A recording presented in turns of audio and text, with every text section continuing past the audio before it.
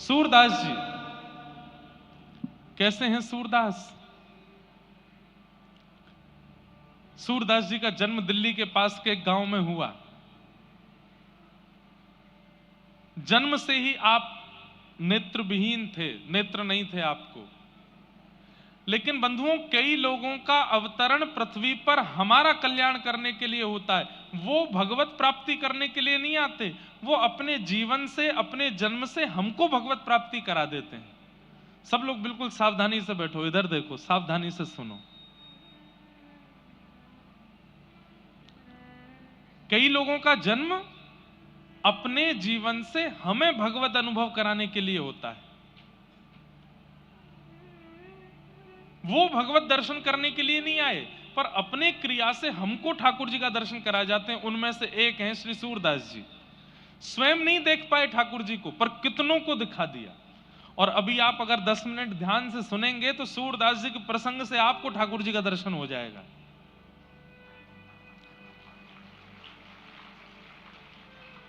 और विशेष रूप से हमारी प्रार्थना, जो आगे बैठे हैं ना लोग, आगे वाली पंक्ति वाले, ये तो बहुत ध्यान से सुना कीजिए। पीछे वाले तो ध्यान से सुनते हैं, आगे वाले वार्ता ज्यादा करते हैं। तो बस इनसे हमारी प्रार्थना है, थोड़ी वार्ता कम करो, ध्यान से कथा सुनो। और एक चीज और कर सको कल से तो और अच्छा लगे, ये कर्ण पिशाचनी जो आप सबके पास है मोबाइल फोन के रूप में, इसको कम से कम 2-2.5 घंटा जब कथा चले तो उतनी देर इसको विश्राम दो, थोड़ी उसको भी आराम करने दो। सूरदास जी का प्रसंग आता है। जन्म हुआ दिल्ली के पास के एक ब्राह्मण कुल में, लेकिन परिवार इतना दीन था कि उनके पास ज्यादा भोजन की और आदि की कोई व्यवस्था नहीं थी। पिताजी ब्राह्मणोचित कर्म करते थे। ब्राह्मणत्व में जो कर्म विहित हैं उनको करते थे। एक बार आपने कहीं कुछ अनुष्ठान आदि किया तो आपको 2 रुपया मिला। इनके पिताजी को, सूरदास जी के पिताजी को, सूरदास जी का नाम तो सुना है ना सबने, 2 रुपया मिला सूरदास जी के पिताजी को। उस समय में 2 रुपया इतना होता था कि उनके पिताजी नाचते हुए गांव में आए और सबको बताया, भैया 2 रुपया मिला है, अब तो 6-7 महीना कहीं जाने की जरूरत ही नहीं है, इससे ही घर चल जाएगा। इतने खुश, इतने प्रसन्न हो गए कि अर्धरात्रि का समय अपनी पत्नी के साथ बोले, मैं सो ही नहीं पा रहा हूं, मुझे इतनी खुशी हो रही है, हमको 2 रुपया मिला है।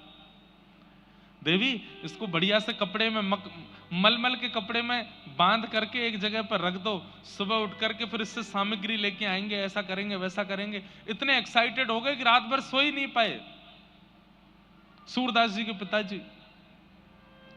पता नहीं रात में कहां से चूहे आए और चूहे वो मलमल का जो वस्त्र जिसमें 2 रुपए बंधे थे उसको लेकर के गए, उसको तो कुतर दिया, 2 रुपया कहीं चले गए, खो गए। सुबह उठे, उठ करके स्नान किया, स्नान करके कपड़े पहने, देवी जल्दी से वो मलमल का कपड़ा दो, खोल करके 2 रुपया निकालो उसमें से। और ढूंढा तो पूरे घर में वो 2 रुपया नहीं मिले।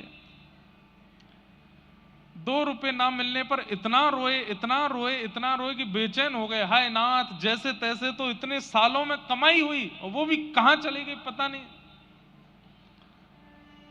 तो सूरदास जी के पास में एक विद्या थी, उनके नेत्र नहीं थे, लेकिन वो खोई हुई चीजों को ढूंढ लेते थे। उनके पास एक ठाकुर जी के द्वारा प्रदत्त विद्या थी ऐसी, वो बता देते थे उसका कोई सामग्री कहां है, तुम्हारा ब्याह कब होगा, भविष्य बता देते थे, बीता हुआ कल बता देते थे। ये ठाकुर जी के द्वारा कृपा थी उनके ऊपर। सूरदास जी अपने पिताजी को रोते हुए देख बोले, पिताजी आप क्यों रो रहे हो? तो सूरदास जी के पिताजी बोले, बेटा 2 रुपया इतने सालों में पहली बार कमाई की और वो भी खो गए। सूरदास जी बोले, पिताजी इतना व्याकुल, इतनी बुरी तरह रुदन यदि ठाकुर जी के लिए किया होता ना तो ठाकुर जी प्रकट हो जाते आपके आगे। ये 2 रुपया के लिए रो रहे हो? अरे जो खर्च हो जाना उसके लिए क्यों रो रहे हो आप? अरे बेटा तू क्या जाने, तू तो घर में पड़ा रहता है, दिखाई तुझे देता नहीं है, माँ भोजन बना देती है, खा लेता है, तू क्या जाने कि पैसे का कितना मूल्य होता है, मुझे तो 2 रुपए चाहिए। और मैंने सुना है तेरे मित्र बताते हैं कि तू भविष्य बता देता है, तू खोई हुई चीजें बता देता है, चल मेरे 2 रुपए बता कहां गए होंगे। सूरदास जी बोले पिताजी मैं अपने ठाकुर जी के द्वारा दी गई विद्या का इस प्रकार प्रयोग नहीं करना चाहता। पिता हट करवाने लगे, बोले बता 2 रुपया कहां है, तेरे पिता की आज्ञा है। तो सूरदास जी बोले पिताजी मैं बता दूंगा कि 2 रुपया कहां है, लेकिन उसके बाद मेरी एक शर्त है। बोले क्या? बता दूंगा कि 2 रुपया कहां है, लेकिन मैं घर छोड़ के चला जाऊंगा फिर। तो पिताजी ने ऐसे देखा, बोले वैसे भी तेरा फायदा क्या है, दिखाई तो देता नहीं तुझको, करता धरता तो तू कुछ है नहीं, जीवन भर तुझे हम ही चलाएंगे, हम ही तुझे कराएंगे, और ये बस बोल रहा है कि चला जाऊंगा, जाएगा कैसे, दिखाई तो देता नहीं, कहां जाएगा, किसके पास जाएगा।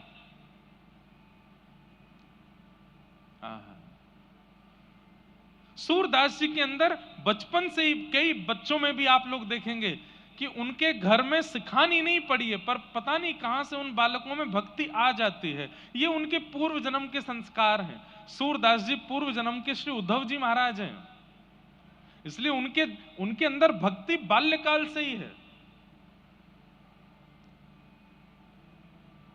कहां जाएगा, 2 रुपया बता के कहीं चला भी जाएगा तो तू जाएगा कहां।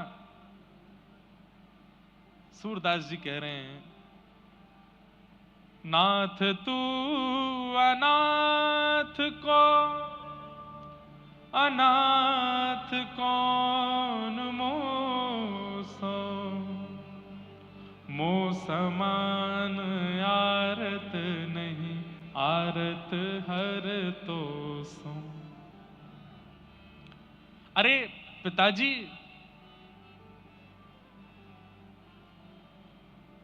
ठाकुर जी के हर नाम के आगे नाथ लगता है, बद्रीनाथ, द्वारिकानाथ, जगन्नाथ, श्रीनाथ।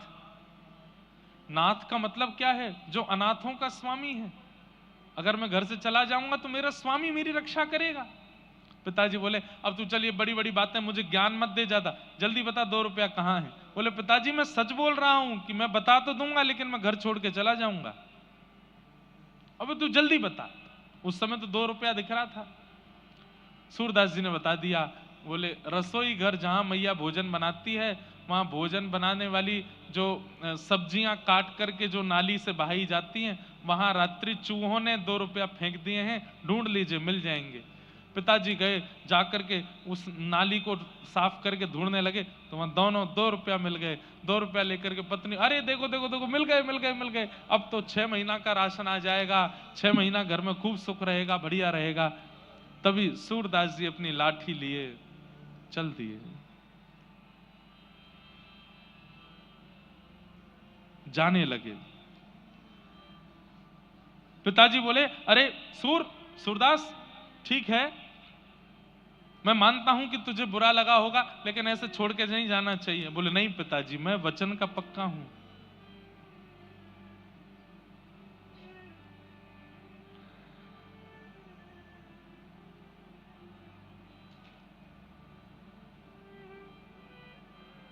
एक बहुत सुंदर पद है,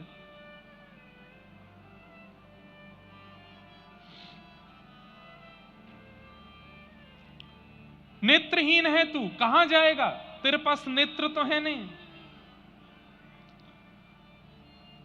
सूरदास जी कह रहे हैं मैं नेत्रहीन हूं।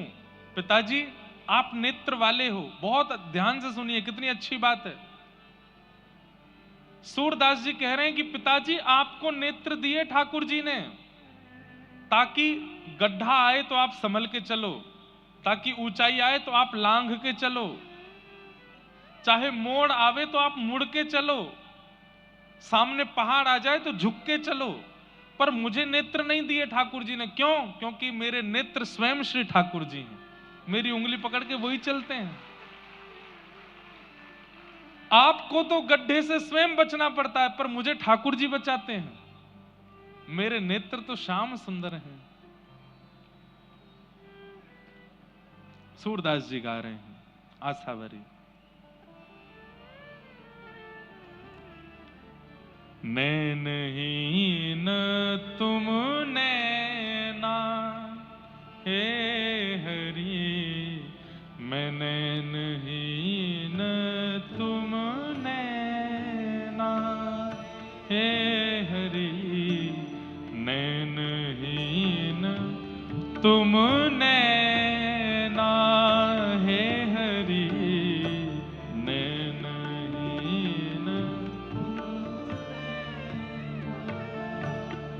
हे थाम उंगरिया जान डगरिया, थाम उंगरिया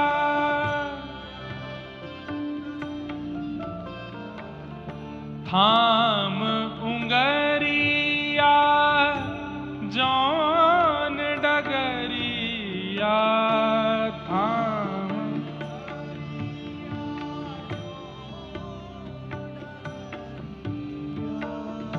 ले चलो मोहे जानो, हाँ ले चलो हरि में नैनहीन तुम नैना, हरि में नैनहीन तुम नैना हे हरि, नैनहीन तुम नैना हरि में नैनहीन तुम नैना हरि में नैनहीन तुम नैना हरि में नैनहीन। सूरदास जी गा रहे हैं हरि मैं नैनहीन तुम नैना। मेरे नेत्र नहीं है, क्योंकि मेरे नेत्र आप ही हो। थाम उंगरिया, मेरी उंगली आप पकड़िए, मैं आपकी उंगली नहीं पकड़ूंगा। सूरदास जी की भक्ति की प्रणाली का अलग है। हम सब कहते हैं कि हम ठाकुर जी आपकी उंगली पकड़ रहे हैं, आप जहां ले चलोगे जाएंगे। सूरदास जी कह रहे हैं मैं नहीं पकड़ूंगा, आप मेरी उंगली पकड़ो और जहां ले चलोगे वहां जाऊंगा। थाम उंगरिया जान डगरिया, थाम उंगरिया जान ले चलो मोहे जानो, हाँ ले चलो मोहे जानो, हरि में नैनहीन तुम नैना, हरि में नैनहीन। निकल गए घर से, पिताजी बुलाते रहे लेकिन लौट करके नहीं आए। सूरदास जी 7-8 वर्ष की आयु है, छोटी सी अवस्था में निकल गए। एक गांव में जाकर के बैठ गए। वहां गांव में बहुत भूख लगी थी, प्यास लगी थी, तो किसी से मांग नहीं रहे थे। तभी एक गौशाला वाला व्यक्ति था, उसकी खूब सारी गैया थी। वो बड़ा बेचैन रोता हुआ उस मार्ग से जा रहा था। सूरदास जी वहीं बैठे थे। अरे मेरी गैया कहाँ चली गई, मेरी गैया किसी ने चुरा ली, रोता हुआ जा रहा था। सूरदास जी ने, उनको पता तो चली जाता था, उन्होंने तुरंत उस व्यक्ति से कहा सुनो, पास का एक और गौशाला वाला व्यक्ति है, चरवाहा है, वो तुम्हारी गैया लेकर के उस सरोवर के पास है, जाओ ले आओ। वो व्यक्ति गया, वहां जाकर के देखा तो गैया मिल गई सारी, अपने गैया घेर करके ले आया। उसने सूरदास जी के चरण पकड़े, बोले भैया आप छोटे से बालक हो, आपको कैसे पता कि मेरी गैया वहां थी, और मैं आपके नेत्र देख पा रहा हूं, आपको दिखाई नहीं देता? बोले मैं नैनहीन हूं, मेरे नेत्र ठाकुर जी वही देखते हैं। बोले मैं क्या सेवा करूं? बोले सेवा कुछ मत करो, 4-5 दिन हो गए घर छोड़ के निकल गए, कुछ खाया पिया नहीं है, थोड़ा हमको दूध पिला दो। उसने कहा महाराज जी दूध नहीं पिलाऊंगा, मैं तो एक गैया आपको दान कर रहा हूं। बोले गैया का हम क्या करेंगे, हम पे आंख तो है नहीं, कैसे चराएंगे? बोले मैं एक ग्वारिया भी दे दूंगा, वही चराएगा, वही दूध निकाल के आपको पिलाएगा। सूरदास जी बोले बढ़िया है, दूध पिएंगे, भजन करेंगे ठाकुर जी का। लेकिन उस व्यक्ति ने पूरे गांव में हल्ला मचा दिया कि ये बालक भविष्य देखना जानता है, खोई हुई चीजें ढूंढ के बता देता है। अब तो महाराज वहां इतनी भीड़ लगने लगी, कोई बोला मेरा बेटा खो गया, उसको बता दो कहां है, सूरदास जी बता देते वहां है। कोई बोलता मेरी बेटा का ब्याह कब होगा बता दो, तो बता देते। मेरी बेटी का किस दिशा में ब्याह होगा, सूरदास जी बता देते दक्षिण दिशा में उस फलाने नाम के नगर में एक सेठ है, उनके बेटे से ब्याह होगा। इतना अकाट्य सत्य तक बता देते कि तुम्हारे बेटे का ब्याह होगा, उसकी पत्नी मर जाएगी। बोले कि हम कहीं और ब्याह, बोले जहां ब्याह करोगे वो मरेगी ही मरेगी। बोले नहीं ब्याह करें तो बोले तुम नहीं करोगे तो तुम्हारा बेटा जबरदस्ती ब्याह करेगा। ब्याह तो इसका होगा, और इसके योग ऐसे हैं कि इसको पत्नी की मृत्यु देखनी ही पड़ेगी, ऐसा भविष्य कथन करते थे लोग बाग। इतना दान्य पुण्य, चमत्कार को नमस्कार है, इतना दान पुण्य करने लगे, इतना उनको धन धान्य। एक गैया थी पहले उनके पास, अब तो गौशाला खुल गई सूरदास जी की, तो महल बन गए उनके, सेवक हाथ पांव दबाने लगे। एक दिन सूरदास जी के मन में इतना वैराग्य आया, बोले घर बनाने के लिए घर नहीं छोड़ा था मैंने, ये तो अपने घर से भी बड़ा घर बना लिया मैंने, इसलिए थोड़ी छोड़ा था घर अपना। और बंधुओं, व्यक्ति किसी के पीछे स्वार्थ से ही लगता है, ये बात तो निश्चित है। तो सूरदास जी के अब हजारों शिष्य हो गए, शिष्य मतलब उनको चाहने वाले। तो एक दिन सूरदास जी ने मंच पर बैठ करके कहा कि मैं आज एक घोषणा करने वाला हूं, तुम सब लोग मुझसे कितना प्रेम करते हो। सब बोले इतना प्रेम करते हैं कि आप पे अपनी जान भी लुटा देंगे। ध्यान से सुनना बात। हजारों लोग बोले हम आप पे अपनी जान भी लुटा देंगे। तो सूरदास जी बोले आज हम एक घोषणा कर रहे हैं। बोले क्या? आज के बाद हम किसी का भूत भविष्य वर्तमान नहीं बताएंगे। आधे लोग तो उसी समय अपना आसन उठा लिए, बोले अब बाबा जी हमारे काम के नहीं है, ये भविष्य ही नहीं बताएंगे, भूत ही नहीं बताएंगे, वर्तमान ही नहीं बताएंगे, तो फिर इनके संग रह के करना क्या है? ये राधे कृष्ण करते हैं, हमको थोड़ी राधे कृष्ण करना है, हमको तो इनके चमत्कार से मतलब था। बंधुओं, हमारे हिंदू वैदिक सनातन परंपरा के कई आचार्यों ने अपने गुणों का त्याग किया, तो लोगों ने उनका त्याग कर दिया। सूरदास जी ने जैसे ही घोषणा करी कि मैं आज के बाद भविष्य नहीं बताऊंगा, भूत वर्तमान नहीं बताऊंगा, तो आधे लोग तो चुपचाप वहां से खिसक लिए। उनसे पूछा गया कहां जा रहे हो तुम? तो प्राण न्योछावर, पत्नी की तबीयत बहुत खराब है, बस उसको देख के आ जाऊंगा। कभी नहीं आया लौट के, बेटे को वहां भेजना है, बस उसको पहुंचा के आ रहा हूं। ऐसे बहाने बना बना के सब चले गए, अकेले सूरदास जी रह गए। अब जिन्होंने महल वहल बनवा के खड़े कर दिए थे, वो भी बोलने लगे बाबा बहुत पैसा लगा है, अब इसको हमको ही दे दो, हमारा घर परिवार बहुत बढ़ गया। बोले रह लो। सब दे दाग करके जब सब त्याग दिया, तो गीता जी कहती हैं आपके चित्त को शांति वस्तु खरीदने से नहीं मिलेगी, आपके चित्त को शांति तो त्याग से ही मिलेगी। त्यागात शांति अनंतरम।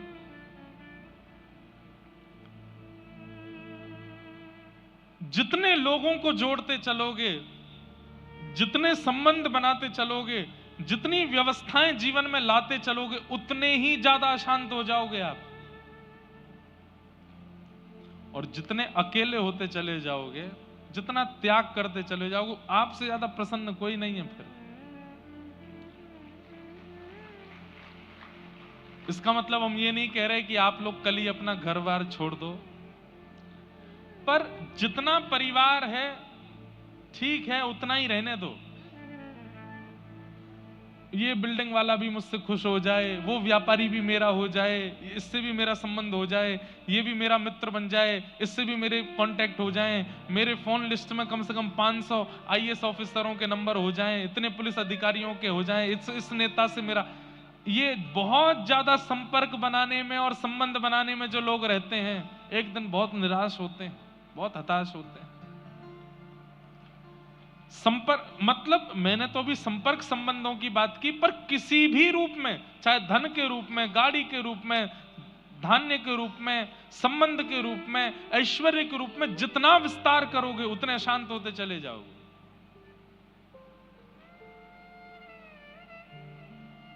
और जितने एकांत उतने प्रसन्न। सूरदास जी ने जब सबने सूरदास जी का त्याग कर दिया, सूरदास जी बोले अब मन को शांति लग रही है, अब मन को अच्छा लग रहा है। और तब निकल पड़े, आगरा के पास एक गांव में जाकर के निवास करने लगे। अब किसी का भविष्य भूत वर्तमान नहीं बताते, उनको पता चल भी जाता है फिर भी नहीं बताते, केवल भजन करते हैं ठाकुर जी का। 30 वर्ष के आसपास की आयु हो गई, तब जाकर के मन में फिर से एक विकार लगा कि कुछ कमी है, कुछ जैसे मानो रह गया हो। तब पूछने लगे अपने आप से कि क्या रह रहा है, क्या छूट रहा है। तब मन से आवाज आई कि अभी तक तुम्हारे गुरु नहीं मिले, तुम्हारे जीवन में सदगुरु नहीं आए। तब इच्छा हुई कि मैं किसको गुरु बनाऊं। बंधुओं, हम एक बात कहते हैं, और हम ही नहीं, ये सब शास्त्र आज्ञा भी कहती हैं कि आप गुरु नहीं खोजते, गुरु आपको खोजता है, गुरु आपको चुनता है। आजकल के बच्चे गुरु चुनते हैं, कौन से वाले बेटर हैं, हेयर स्टाइल जिनकी ज्यादा अच्छी हो, ड्रेसिंग सेंस जिनका बढ़िया हो, प्रभाव जिनका अच्छा हो,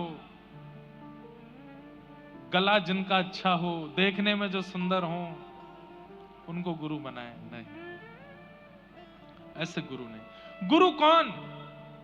जिसकी वाणी प्रकट होते ही नेत्र बंद हो गए और चित्त में प्रिया प्रियतम का विलास प्रारंभ हो गया, जिसके उपस्थित होते ही मन में जितने विषाद थे, विकार थे, उसके दर्शन मात्र से नष्ट होने लगे, जिसके उपस्थित होते ही ये मेटेरियलिस्टिक वर्ल्ड अच्छा नहीं लग रहा है, अब बस इच्छा हो रही है चल मन वृंदावन धाम, चल मन वरसानो धाम, चल मन भक्ति के मार्ग पर।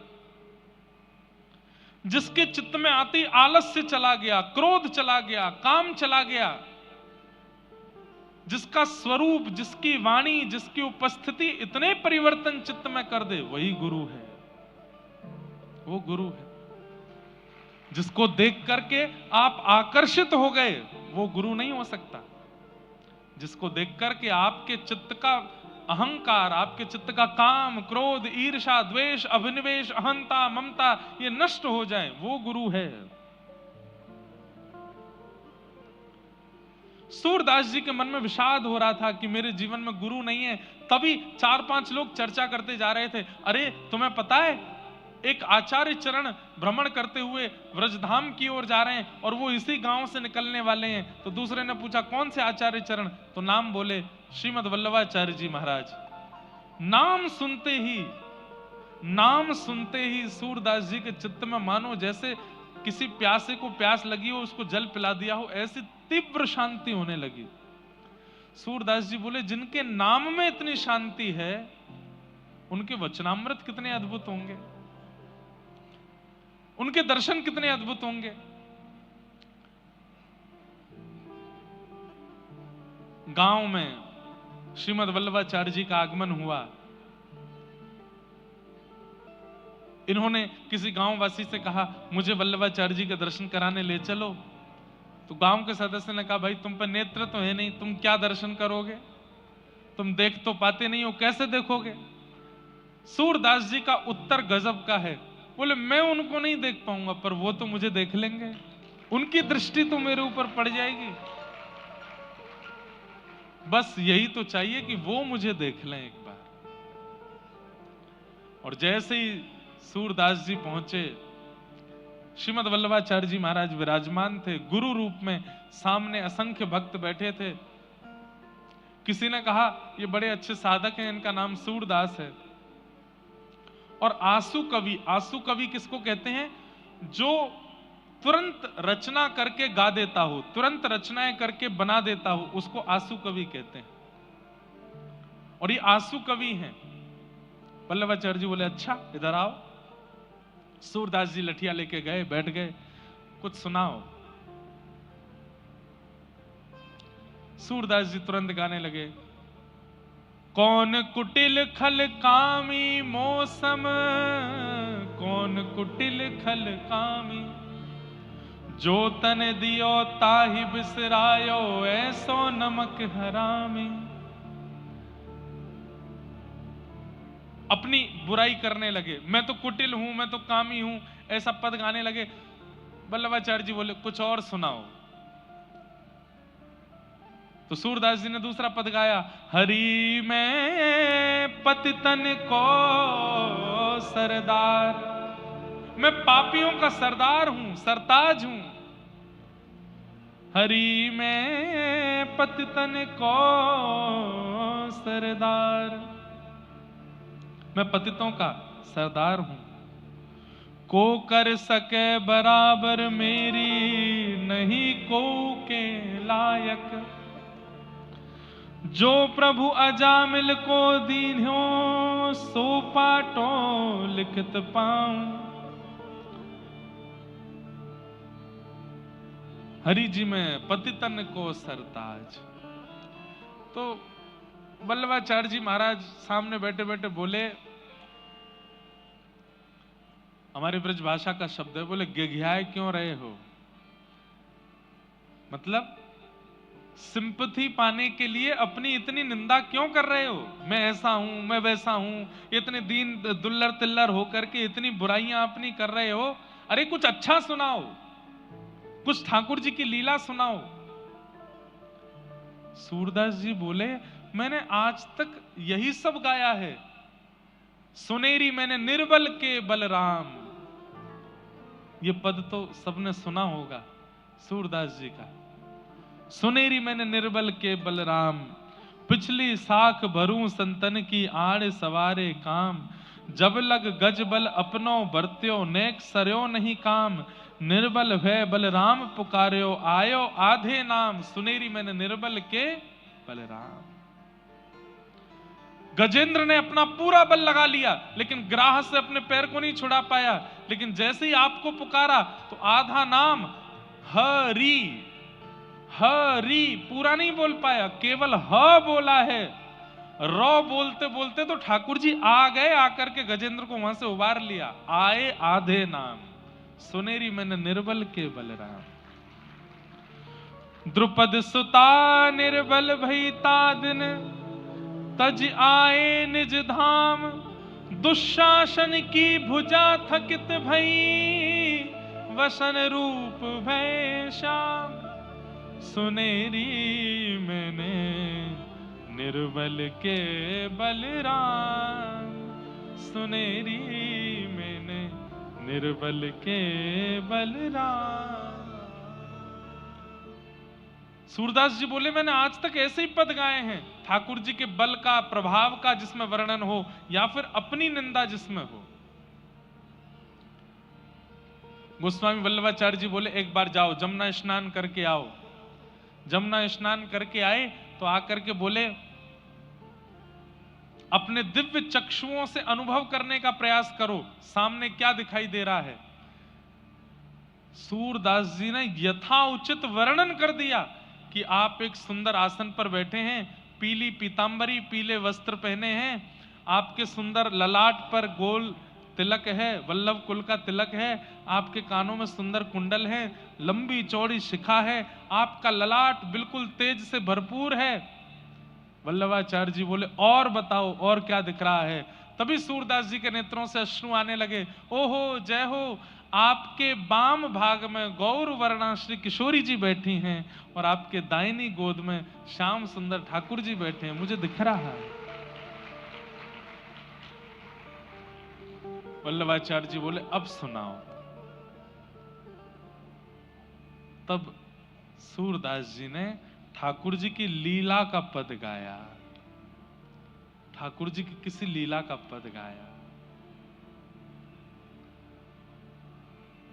शोभित कर नवनीत लिए, घुटरुन चलत रेणु तन मंडित, गोरोचन तिलक किए।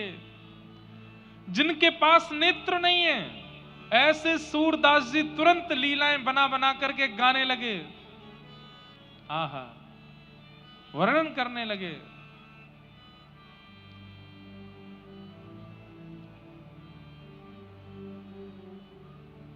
दर्पण हाथ लिए नंद नंदन।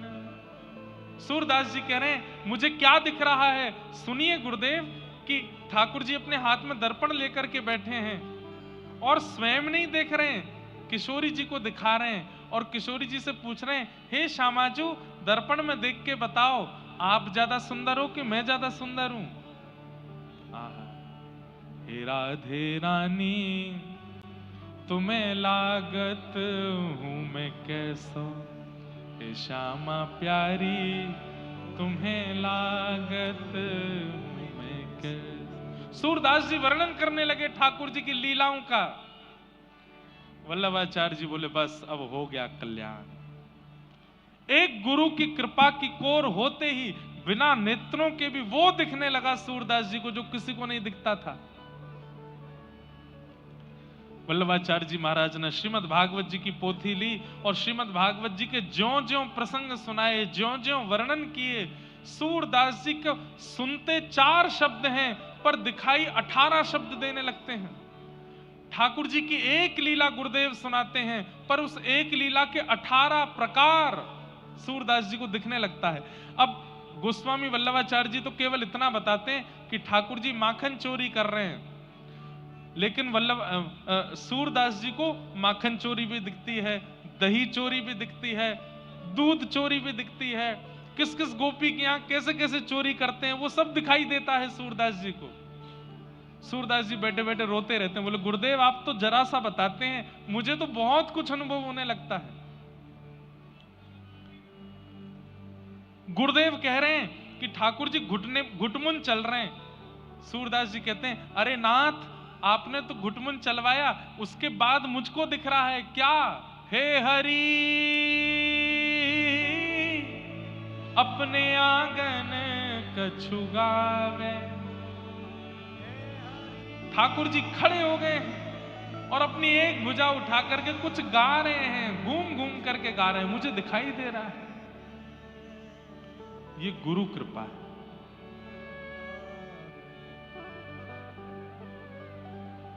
लोगों ने कितनी परीक्षाएं ली सूरदास जी की। मंदिर में रोज श्रृंगार होता था। सूरदास जी दर्शन करने जाते लाठी लेकर के, ठाकुर जी इधर हैं और सूरदास जी इधर देख करके खड़े होते। कोई आकर के घुमा देता, बोले सूरदास जी यहाँ हैं ठाकुर जी, तो वहां खड़े होकर के भी ऐसे मुंह घुमा लेते, अच्छा यहाँ हैं, बोले यहाँ नहीं इधर हैं, ये रहे सामने, अच्छा अच्छा अच्छा। सब कहते बेचारों को दिखता नहीं है, पर जैसे ही कपाट खुलते सब तो जय जयकार करते, दर्शन करते। सूरदास जी उस पोशाक का वर्णन कर देते जो ठाकुर जी पहन के आए हैं। आज तो ठाकुर जी ने पीतांबरी पहनी है, आज तो थोड़ी पर सुंदर लाल हीरा चमक रहा है, आज तो ठाकुर जी ने ऐसी पाग धारण करी है।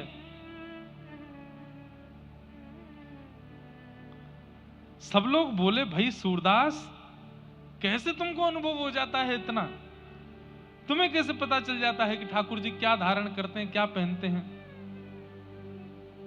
बोले सब मेरे गुरुदेव की कृपा। एक दिन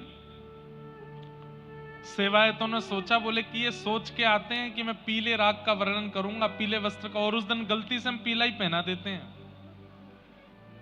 ये पहले से ही सोच विचार करके आते होंगे और ठाकुर जी कृपा करके वही वस्त्र पहन लेते हैं, इसलिए ये वस्त्र का वर्ण रंग आदि सब बता देते हैं। आज हम एक काम करते हैं, बोले क्या आज ठाकुर जी को वस्त्र ही नहीं पहनाएंगे, देखें तो सही है क्या बताने वाले हैं।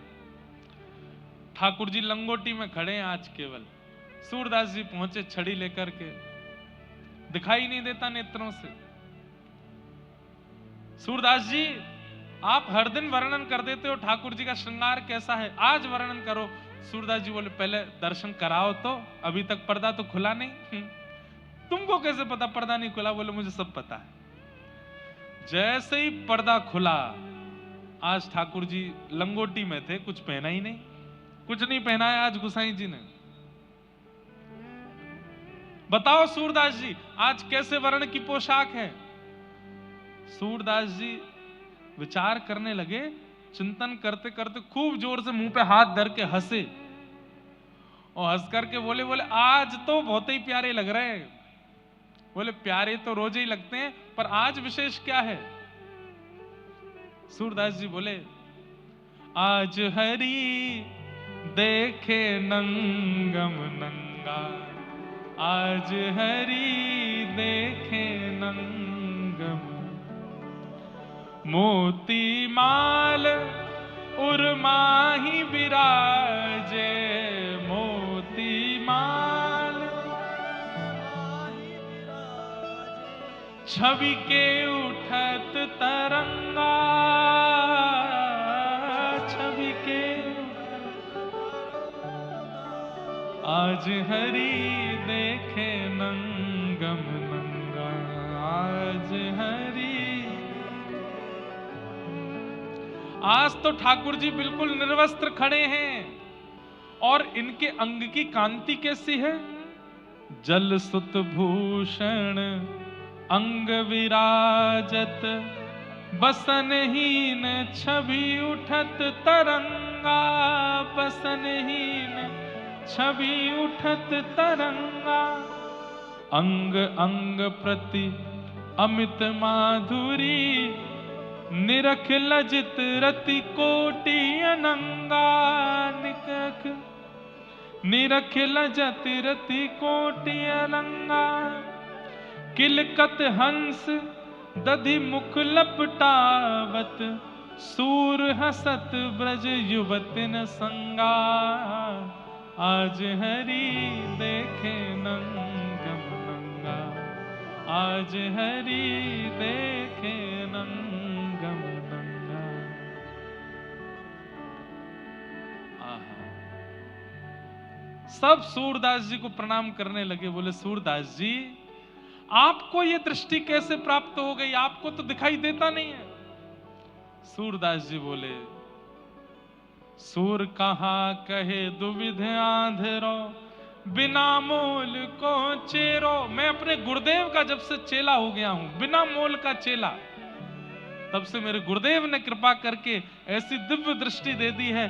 भले ही बाहर का संसार मुझको नहीं दिखता, पर ठाकुर जी से संबंधी हर वस्तु मुझको दिखाई दे जाती है, हर वस्तु का मुझको अनुभव हो जाता है। गुरु ये कृपा करते हैं। बंधुओं, जिस गुरु के सानिध्य में जाकर के संसारी वस्तु प्रिय लगने लग जाएं, वो गुरु फिर या तो आपके शिष्यत्व में कमी है या गुरु के गुरुत्व में कमी है। पर जिस गुरु के सानिध्य में जाकर के व्रज प्रिय लगे, अयोध्या प्रिय लगे, ठाकुर जी प्रिय लगे, कथा प्रिय लगे, भजन प्रिय लगे, कीर्तन प्रिय लगे, सात्विक वस्तु प्रिय लगे, सात्विक व्यक्ति प्रिय लगे, सात्विक संबंध प्रिय लगे, वो गुरु है। हम गुरु को दोष नहीं देंगे। गुरु जीवन में आया, उसके बाद भी संसार की वस्तु ही प्रिय लग रही हैं, तो आपके शिष्यत्व में कमी हो सकती है, गुरु के गुरुत्व में कोई कमी नहीं है। गुरु तो हरि से प्रेम कराता है, गुरु तो हरि के प्रति रुझान कराता है।